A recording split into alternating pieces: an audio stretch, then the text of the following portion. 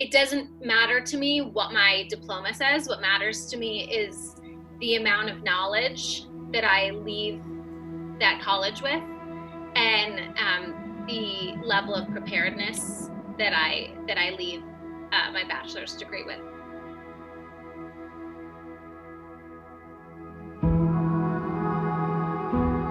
There's a child in my extended family who was desperately needing to be removed from their household experience.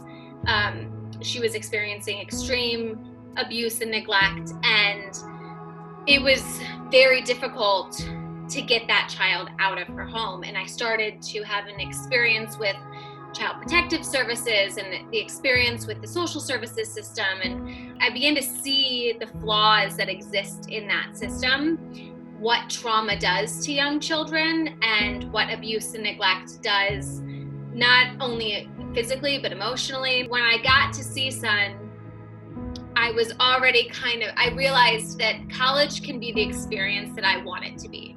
It doesn't have to look like one specific thing for every student. I decided that I was really going to ingratiate myself with the professors that I was taking classes with, because they were genuinely in a field of study that I was interested in. I directed a short film at the time, kind of as a therapeutic exercise of, I can't help this child, but what if I use my experience in film and create this story and have the ending be different than the ending is currently in my life. So I was inviting experts in the field, and somehow I discovered CASA.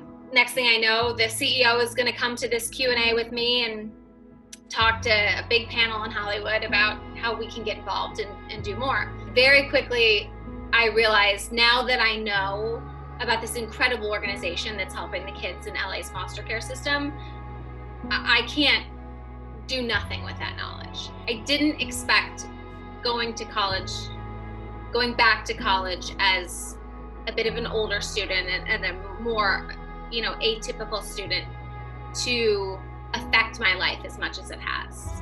It's opened up so many pathways that I just never would have seen as options for myself.